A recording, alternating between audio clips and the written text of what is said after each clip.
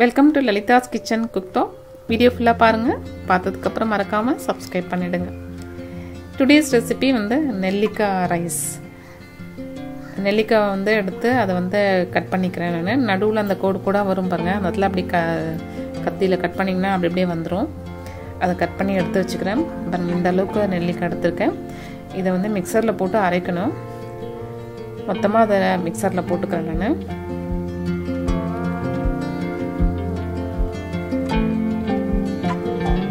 இது கூட ஒரு ஸ்பூன் உப்பு சேர்த்துக்கிறேன்.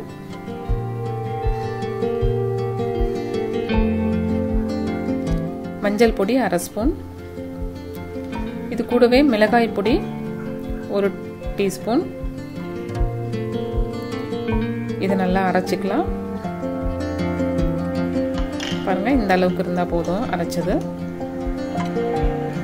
இது எடுத்து வச்சுக்கலாம். அடுத்து ஒரு பாத்திரத்தில் எண்ணெய் 2 கரண்டி விட்டுக்கிறேன்.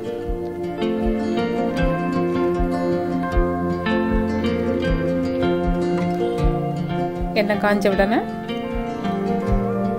கடுகு, உளுத்தம்பருப்பு, கடலைப்பருப்பு இதெல்லாம் போடணும்.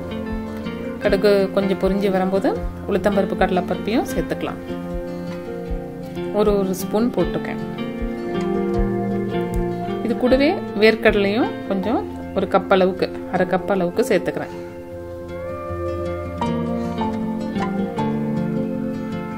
இது எல்லாம் எண்ணெயில் வதங்கட்டும். நல்லா பொரிஞ்சு ரோஸ்ட் ஆகி வரட்டும்.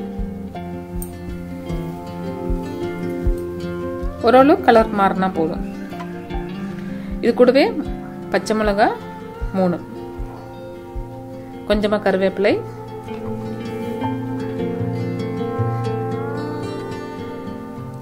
பெருங்காயத்தூள்,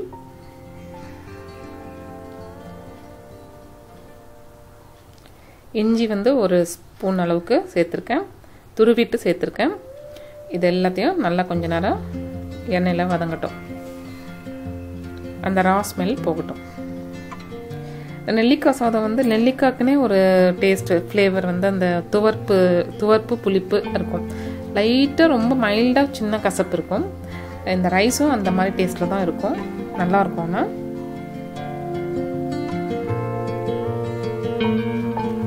இப்போ அரைச்சி வச்சுருக்க அந்த நெல்லிக்காய் மிக்ஸையும் அதோட சேர்த்துக்கலாம்.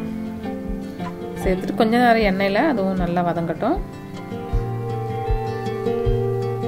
கொஞ்சம் அந்த பச்சை ஸ்மெல் போய் வர வரைக்கும் கொஞ்சம் மீடியம் ஃப்ளேமில் வச்சு வதக்கிக்கலாம். எண்ணெய் வேணும்னா கூடுதலாக இன்னும் கூட விட்டுக்கலாம்.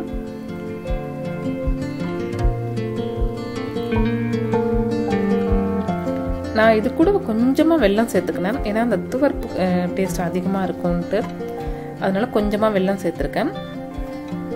உங்களுக்கு அது வெல்லம் போட்ட மாதிரியே தெரியாது இந்த ரைஸில். நான் அந்த ரொம்ப துவர்ப்பாக இருக்கும்போது சாப்பிட்றதுக்கு ஒரு மாதிரி இருக்கும். அதனால கொஞ்சம் வெல்லம் போட்டிருக்கேன். நீங்கள் அது ஆப்ஷனல் தான், உங்களுக்கு வேணும்னா போட்டுக்கலாம், வேண்டாம்னா விட்டுடலாம்.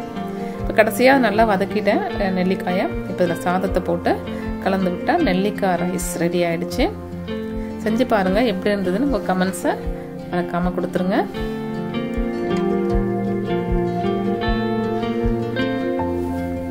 நல்லா மிக்ஸ் பண்ணி விட்டுடலாம்.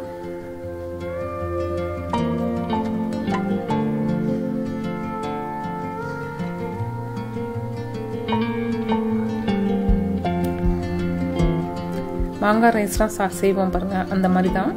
கொஞ்சம் அந்த நெல்லிக்காய்க்குன்னே ஒரு டேஸ்ட் இருக்கும் இல்லையா, அந்த டேஸ்டோட இருக்கும், நல்லா இருக்கும். இப்போ இது சர்வ் பண்ணிக்கலாம்.